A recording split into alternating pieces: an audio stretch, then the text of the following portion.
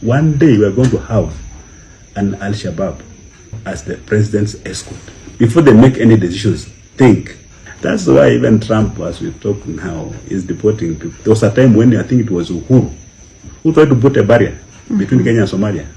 What was the reason? Mimi siingilii mtu, nasema tu kweli as a responsible Kenya. This policy decision is the president is a disaster. I've got a particular issue with even the recent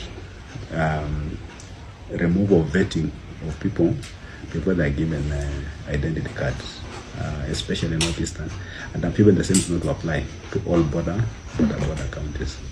That thing's not properly thought out. There was a reason for that. Now, if you allow people just to walk in and get IDs without vetting, how will you tell a Somali from Somalia and a Somali born and bred in Wajir, Garissa, and Mandera, or even Trans Nzoia here? There's no difference. The clans are the same, the language is the same, religion is the same, the culture is the same.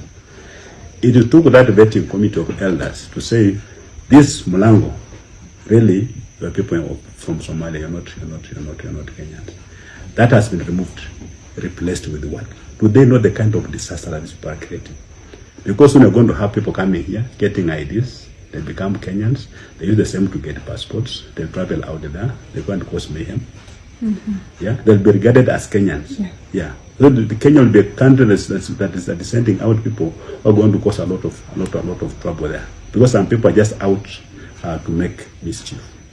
The president was not very well advised. Of course, that vetting also had its own weaknesses, very major weaknesses. But what they didn't know is that the vetting process again was even more conducive to foreigners. Because they had money, they will come and bribe the committees and they'll get what? They'll get ideas. It even made it more difficult for Kenyans themselves to get ideas. But I believe there is a better way of ensuring the Kenyans get their IDs, yeah, without causing unnecessary delays, and also preventing foreigners from getting IDs. I can assure you, in another 5 or so years, we'll have enough foreigners here with Kenyan IDs registered as voters. They're going to be voted for as MCAs, as MPs, as governors, and that will be even possible to have a foreigner voted for as the president of this republic. Look at them, we issue even birth certificates. Those guys can just get birth certificates. Yeah. Then they'll get all these other documents. So that decision looks very populist. But it's a very wrong decision. And I want my words to be marked, because very soon you are going to see sheer hell. You're going to see sheer hell happening because of that simple decision. You go to a border with Uganda, we've got lawyers across Uganda. Korea, we've got Koreans in Kenya and in Tanzania. We have got the Pokots in Kenya, they're called Kamojong in Uganda. We have got the Maasais, isn't it? Yeah. Yeah, in Kenya and in Tanzania. Of course, of course, Somalis in Kenya and Somalis in even in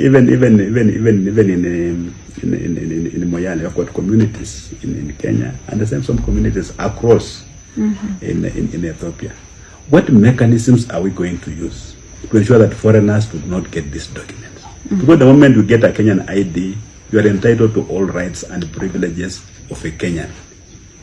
Mwananchi wa Kenya, a citizen of Kenya. This is not something that you play populist politics with. It may sound nice, but the consequences are going to be dire. They're going to be dire. And I'm saying as somebody who understands security very well, I don't want somebody to challenge myself, I don't have a PhD in this thing.